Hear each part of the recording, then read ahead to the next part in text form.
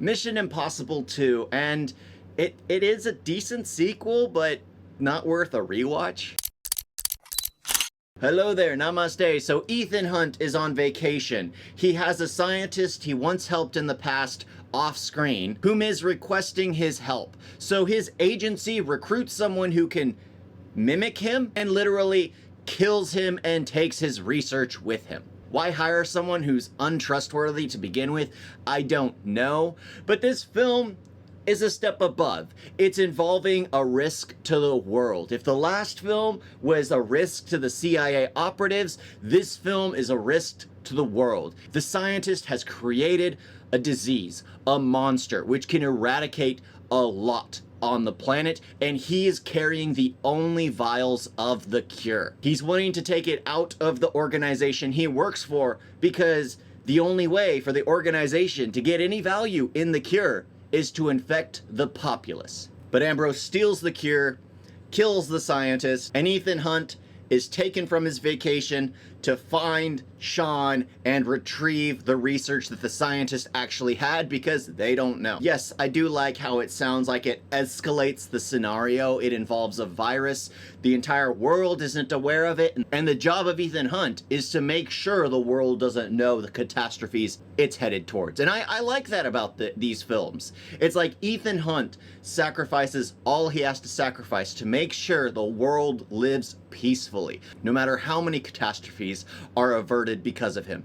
But one of the downsides of this one is they seem to force a romance which just doesn't feel comfortable from the get-go. He basically gets someone as she's running a heist. However, he set her up because he's the security agent of that location. I mean, I'm just a little confused by it.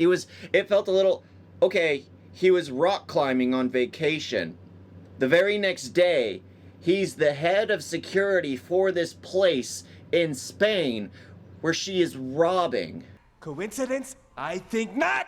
Yes, they could have set her up. Yes, they could have leaked it, but it's like they had no way of knowing if she'd take the bait. I mean, it just felt a little far-fetched. And he finds out that she is supposed to be sent to Sean Ambrose, the one that mimicked him, the one that stole the antidote, and find out all he knows. Turns out that Sean is aware that she's there as a spy, which honestly I think is a nice twist, where they're using each other because he just wants to sleep with her. Sean just wants to sleep with her. He doesn't care. But he's still hurt when he finds out that she's in it only to get in Ethan's good graces. And all that actually is well and good. The fact that multiple people are using the masks, the face replicator, and they introduced a sound chip so when they talk they sound like the person they look like. All that stuff I actually like. I like that they did more of that. The thing that I have issue with is it turns into nothing but an action film. A spy thriller. You would think Ethan Hunt doesn't like to kill. He only does it when it needs to be done, and he does what needs to be done. But when it comes to like the boss fight, he has a gun in his hand and he would rather not shoot. He has a knife in his hand that he took from the bad guy and he throws it on the ground. He just wants to, be on equal footing with him. He disarms the bad guy and wants to fist fight him. I've always hated that. It's just like, dude, he was the one that pulled a gun on you. He was the one that pulled a knife on you. You take it from him and you don't use it for yourself? No. You're the good guy. Equal footing. Even though the bad guy's not playing fair. Equal footing. Because there's a whole car chase, a bike chase, I guess. And there's a scene where a wooden bridge gets blown up and set on fire. And the car gets blown off the bridge. But the bridge is untouched. And a motorcycle drives through the flames on the wooden bridge, which was blown up, and a car flew off of it.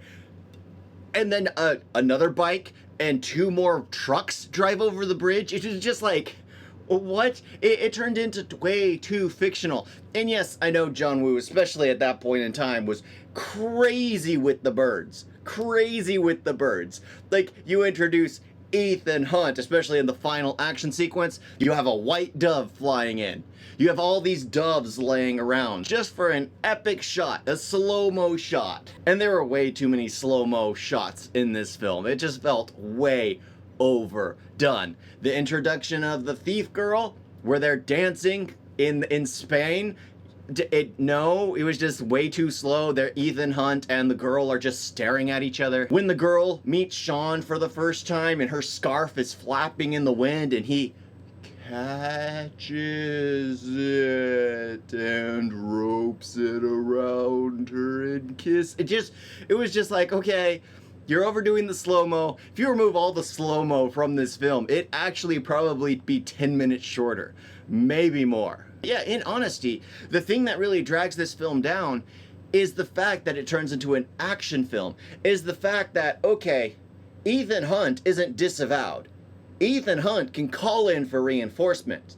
Why does he only have a crew of 3? It makes no sense.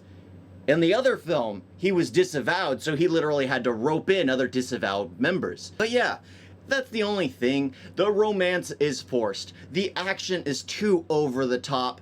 And the fact that he's not able to ask for more help, which makes no gosh dang sense. Sean is obviously a bad guy. He obviously has something that is bad. And it's obvious when Ethan Hunt finds out what it is, he should be able to request more help. But no, he's left with the people none of that is explained. It's not explained at all. The one thing I do like is it makes the IMF seem more like a global organization than a CIA Langley type of organization. Anyway, I'm glad I rewatched this film. I'll probably never watch it again now. Mission Impossible 1. That's absolutely always a rewatch. Thank y'all for watching. Talk to you next time. Toodles. You guys got a video?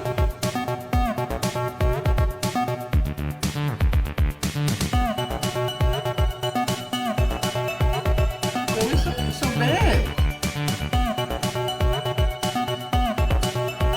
And don't forget to like and subscribe. Wait, wait like that.